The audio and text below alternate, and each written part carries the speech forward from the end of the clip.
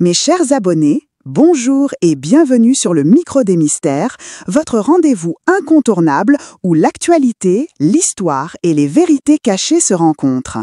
Nous sommes aujourd'hui le 16 août 2025 et l'actualité nationale refait surface avec un événement qui résonne comme un écho à l'histoire tourmentée du Togo, un nouveau rassemblement en mémoire de Sylvanus Olympio, premier président du Togo et père de l'indépendance.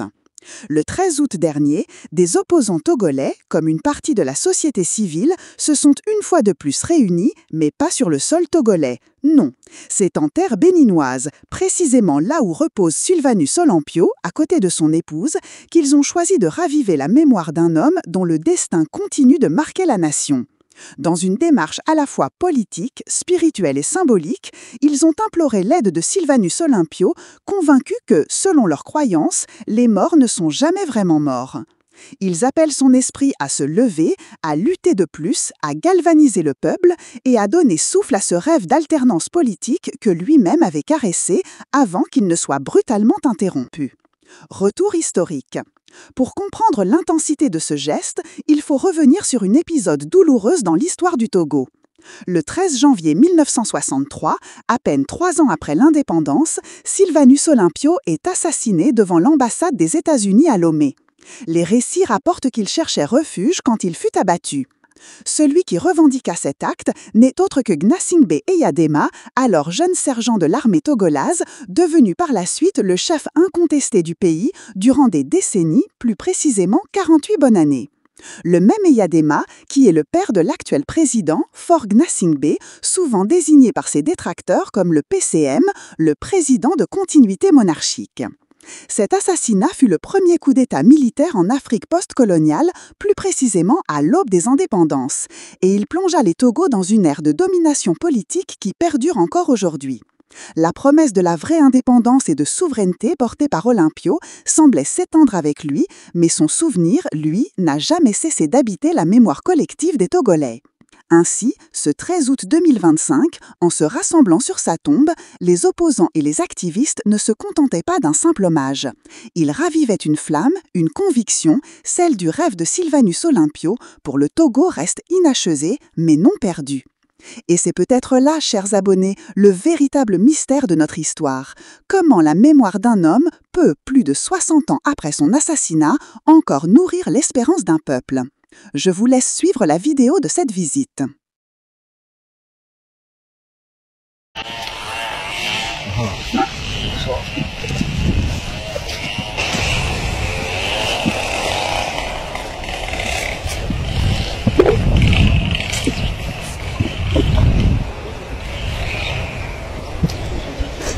Le 13 août 2025, 8e mois de l'année. On vous retrouve une fois encore à Agoué. Qu'est-ce que vous avez à nous dire? Oui, effectivement, ce mercredi 13 août 2025, pour la 8e fois depuis le début de cette année 2025, nous sommes encore sur la tombe de Sylvanus Epiphanius Elpidio Kwame Olympio et de son épouse Dina. Depuis la première commémoration que nous avons faite sur ces tombes le 13 janvier 2025 à l'occasion de la commémoration du 62e anniversaire de l'assassinat du père de la nation togolaise et du père de l'indépendance togolaise, Sylvanus Epiphanius Elpidio Kwame Olympio. Et lorsque nous étions venus en ce mois de janvier 2025, nous avons fait le serment de revenir chaque mois pour lui rendre hommage. Pour la simple raison que, au mois de janvier, considérant que les morts ne sont pas morts, mais qu'ils sont au-devant de tout, nous l'avons interpellé pour qu'il prenne le devant de la lutte du peuple togolais pour sa libération, pour que lui, père de l'indépendance et père de la nation togolaise, puisse être appelé au Togo, pour que nous soyons avec son épouse les hommages dignes de son nom en tant que principal acteur de la lutte pour la conquête de l'indépendance du Togo. Et nous avions insisté sur le fait que sa place à Agoué, au cimetière catholique d'Agoué, qui est désormais en terre béninoise comme tout le monde le sait, mais que sa place est au Togo, le pays pour lequel il a dirigé et arraché l'indépendance. Et chaque 13 du mois, depuis le mois de janvier jusqu'à ce mois d'août, nous n'avons pas failli, nous sommes venus l'interpeller et lui renouveler ce message que nous lui avons adressé, qui est devenu pour nous un serment, que chaque mois, nous serons avec lui pour l'inciter à faire ce travail.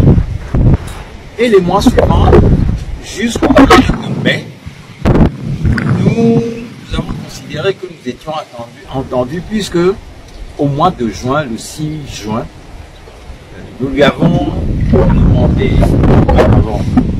de rentrer dans le corps des Togolais pour qu'ils se manifestent et puissent faire en sorte que nous puissions le ramener d'ici à Agoué. Et ce 6 juin-là, mais tout le Togo, à partir de sa jeunesse, s'est levé et à travers différentes manifestations, a démontré qu'il voulait un changement de l'ordre des choses, tel qu'il se développait au Togo. Par la suite, au même mois de juin, les 26, 27 et 28 de ce mois, et d'autres manifestations ont eu lieu, et toutes ces manifestations ont été reprimées dans un bain de sang comme à l'accoutumée sous le règne de père et fils. Depuis, les gens parlent de 7 mois, mais en réalité, on sait aujourd'hui qu'il y en a eu plus, puisque lorsqu'on fait la comptabilité macabre, on arrive jusqu'à 8, 9 et au-delà de morts. Mais certains sont disparus. Leur recensement n'a pas encore été fait et nous sommes certains que lorsque tout ce cauchemar sera terminé, le bilan macabre de la répression sanglante de ces journées sera beaucoup plus élevé que ce que nous annonçons officiellement. En venant sur sa tombe, nous sommes venus à nouveau l'interpeller et lui dire que d'autres manifestations sont prévues devant nous. À savoir, d'abord, ce week-end, le samedi 16 août prochain, une journée Togo mort a été appelée par certains citoyens togolais. Nous appelons tout le peuple togolais à répondre à cet appel. Et après cette journée, une autre manifestation est appelée pour le 30 août de ce mois-ci. Nous appelons également le peuple togolais à y répondre massivement, de manière à ce que le pouvoir en place au Togo, le pouvoir de la 5e République, qui est unanimement rejeté par le peuple togolais, qui manifeste ce rejet de ce régime, de cette constitution, qui ne reconnaît pas comme étant la sienne, que ce rejet-là se manifeste de la manière la plus éclatante qui puisse être. En effet, les élections locales, disons les élections municipales, qui se sont tenues dernièrement, ont démontré encore mieux que tout ce profond rejet des institutions de la 5e République. Bien sûr, on nous a annoncé des chiffres fantaisistes en nous annonçant que plus de 50% de la population togolaise est rentrée dans les urnes.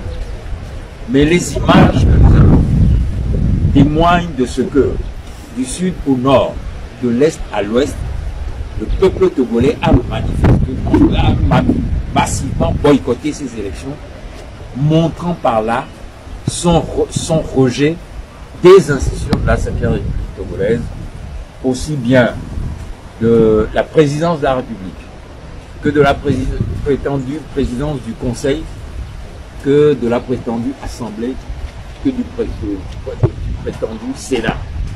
Et donc, pour nous, il n'y a d'autre issue que de faire en sorte que ces institutions rejetées par le peuple togolais, qui en a fait des institutions fantoches, que ces institutions-là disparaissent par la mobilisation du peuple togolais. Et pour notre part, nous sommes confiants dans le fait que ceci arrivera bientôt.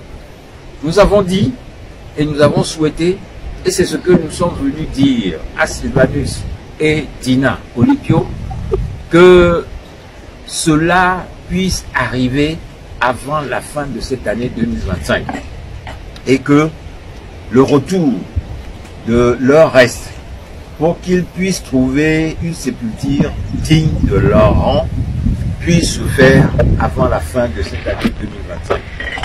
C'est ce message et ce serment et cette demande que nous sommes à nouveau venus adresser aujourd'hui à nos illustres disparus et nous pensons, nous espérons que nous serons entendus. Mes chers abonnés, restez à l'écoute, partagez vos réflexions et surtout, gardons l'esprit critique allumé. Le podcast continue et vous en êtes les véritables voix. À tout de suite.